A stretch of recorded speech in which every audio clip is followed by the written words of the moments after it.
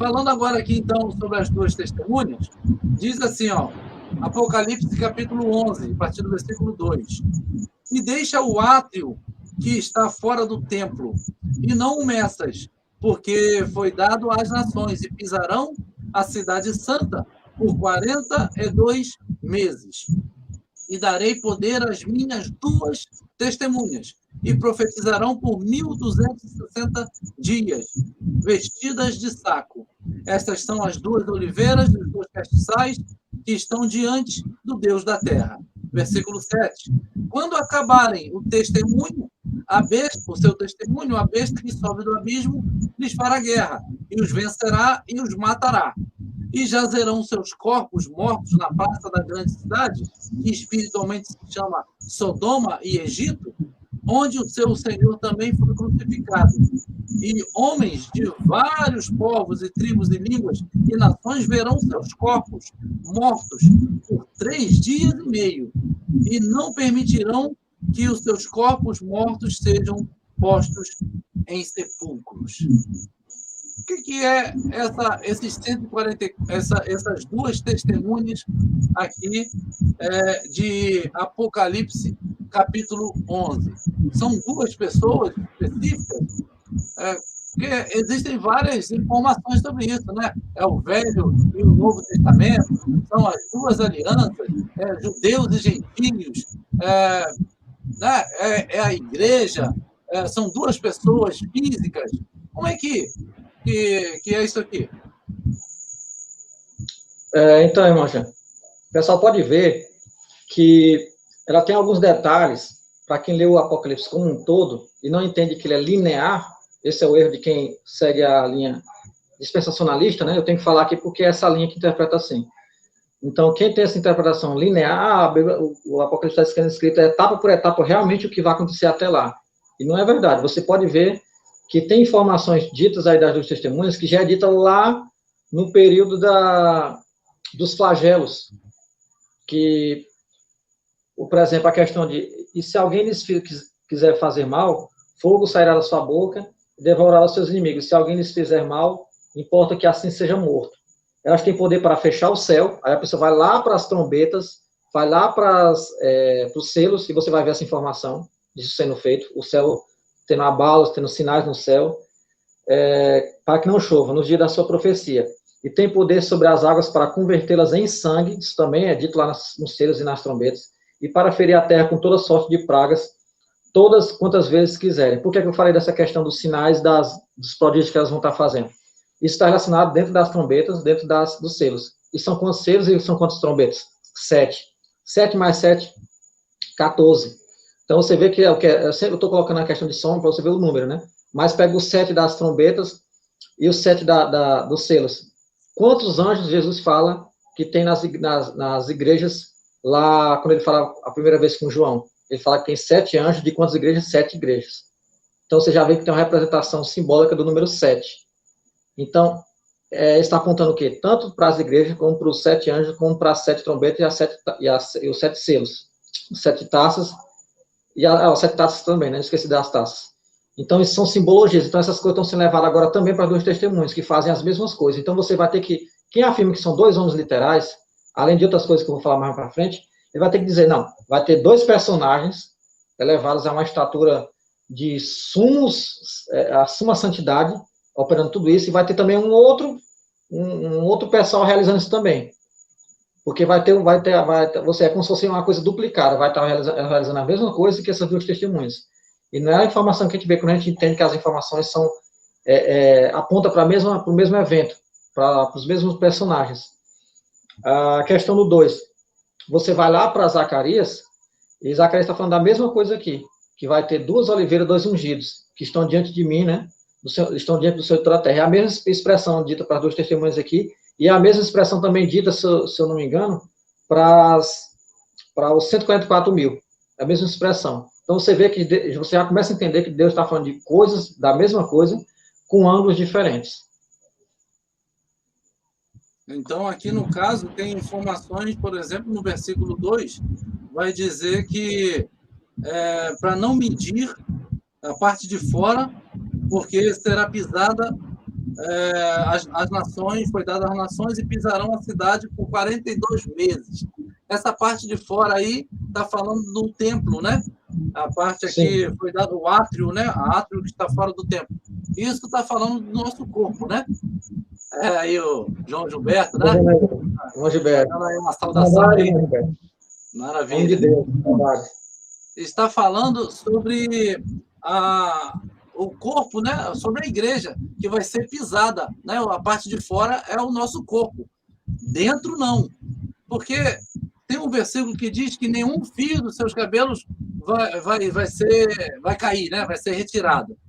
Mas os discípulos, e muitos deles, inclusive hoje, estão perdendo a cabeça inteira com todos os fios. Como entender, então, que o fio de cabelo não será caído da sua cabeça? Está se falando num modo espiritual, não pode ser físico. Então, aqui é a mesma coisa. Está se falando aqui não de um templo de paredes, mas se falando do corpo humano. E o que vai ser guardado é a alma. A alma do ser humano, do servo do Senhor, está guardada. Esse fio de cabelo simbolizando a alma, está guardada. O diabo e o inimigo, a besta, o que for, não pode tocar. Ele pode até pisar no átrio aqui, pisar na parte de fora, né, do templo, que é o nosso corpo, que vai ser pisada, né, pelas nações, que é na perseguição. Inclusive, nossos irmãos no Oriente Médio já estão sofrendo isso. Então, esse texto também está apontando para essa direção, né? Sim, exatamente. E, por exemplo, você está falando sobre a questão de medir o tempo, né? Que quem vai entender que isso aqui é literal, aí se a gente for literalizar, olha o que está falando aqui. Que João recebeu uma cana, semelhante a uma vara, né? Para medir o tempo. Aí levante, o anjo fala para ele, levanta e mede o templo de Deus e o altar e os que nele adoram. Aí você olha assim, o templo de Deus, o altar e os que nele adoram. Gentil pode adorar dentro do templo? Não. Então quem é literal já está errado. Quem podia entrar lá? Só o pessoal da tribo Levi. Não era nem os judeus, nem de outras tribos, só da tribo Levi. E tinha lugar lá que só o sacerdote. E depois só o sumo sacerdote. Então, não é bagunçado assim. Aí eu falei, deixa o ato que está fora do templo e não meças, porque foi dado às nações. Justamente as nações gentios que vão estar humilhando esse templo. Aí você olha assim, peraí, humilhando o templo, pisando no templo, não pode nem entrar. Então, não é nem templo santo de Deus. Aí... porque foi dado às nações e pisaram a cidade santa por 42 meses. Irmão Jean, essa mesma informação de 42 meses é dita sobre, se não me engano, os 144 mil. A mesma informação, o povo de Deus vai estar sendo perseguido no Apocalipse 13, que fala da besta. Se não me engano, é a mesma informação. Sim. Isso é interessante para as pessoas perceberem a informação que Deus está dando numa coisa, liga a outra. Está falando da mesma coisa de ângulos diferentes. Aí fala aqui, por quanto tempo que elas vão estar profetizando? E darei poder às minhas duas testemunhas e profetizaram por 1.260 dias. Essa mesma informação também é dada a respeito do povo que vai estar sendo perseguido no período da grande tribulação pelo dragão, né? Aliás, a mulher, pronto, lembrei. A mulher, essa mesma informação é dada para a mulher de Apocalipse 12. Quem será que é essa mulher, né? É literal também? Quem quiser literalizar vai ter dificuldade. Então, os irmãos já estão vendo que Deus está tratando aqui de alegorias. É isso que o irmão Jean estão tentando deixar claro aqui para os irmãos. É alegoria, não é só simbologia. É um símbolo, significa isso. Não. É uma alegoria, é um entendimento muito mais profundo para você entender aquela profecia. Então, todos esses pontos que nós estamos tratando aqui, irmãos, está levando a um entendimento que Deus quer trazer com diversas óticas sobre uma mesma coisa, que é a igreja do Senhor. Então, aqui em cima, como nós falamos sobre Jerusalém do alto, Jerusalém de cima, está falando da igreja, da noiva de Cristo. Quando falamos aqui, nesse texto agora das duas testemunhas, está se falando também da igreja de Cristo, porque aqui, essas duas testemunhas, elas são as mesmas que vão ser mortas por 3 dias e meio. 3 dias e meio, tá fazendo aqui uma alusão aos 3 anos e meio de perseguição, onde o povo de Deus estará sendo morto, estará sendo perseguido, como diz aqui, pisarão a cidade santa por 42 meses.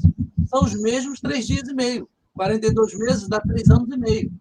Então, aqui ele já usa uma outra expressão chamada 3 dias e meio, mas é o mesmo período de perseguição, porque aqui ele está informando que elas vão ficar mortas. Vamos dizer aqui, ó, e jazerão seus corpos mortos na praça da grande cidade que espiritualmente se chama Sodoma e Egito, onde seu Senhor também foi crucificado. Sodoma e Egito, onde o Senhor foi crucificado, é Jerusalém. Jerusalém, onde foi Jesus crucificado. Sodoma, porque é prostituta, a prostituição. E Egito, porque é escrava. É por isso que Deus está fazendo agora esse apontamento. E aqui ele vai dizer: os homens de vários povos, línguas, tribos e nações verão seus corpos mortos por 3 dias e meio, e não permitirão que os seus corpos mortos sejam postos em sepulcros. Aí depois vai dizer: depois de 3 dias, desses 3 dias e meio, entrará neles o espírito de vida. Ou seja, depois desses 3 dias e meio é porque o arrebatamento vai acontecer. Depois desses 3 anos e meio, o Espírito de vida vai ressuscitar a igreja do Senhor, aquela parte da igreja do Senhor que terá morrido, porque uma parte será protegida no deserto, uma parte morrerá na mão da besta e outra parte vai ser presa. Aquela que for para a espada, o que for para a prisão, e o que for para proteção no deserto. Então, aqui, aqueles que morrerão, vai haver a grande ressurreição aqui do povo do Senhor, porque entrará neles o Espírito de vida, está simbolizando a ressurreição para o acontecimento do arrebatamento. Então, mais uma vez, as 2 testemunhas aqui estão apontando para a igreja do Senhor. Não é isso? Exatamente. Porque se a gente quiser literalizar, vamos ter dificuldades de entender o contexto geral do que o Senhor quer dizer para nós. Não é isso, meu irmão Alexandre? Exatamente. Porque a pessoa vai ter que ser coerente com aquela linha de interpretação dele. Se ele quiser literalizar, inclusive, aproveitando, lembrei o que eu queria falar sobre as 2 testemunhas. Eu tinha respondido isso já num vídeo, uma live que eu fiz com o irmão Jean e com o pastor Miquel, e vou repetir aqui mais ou menos as mesmas coisas.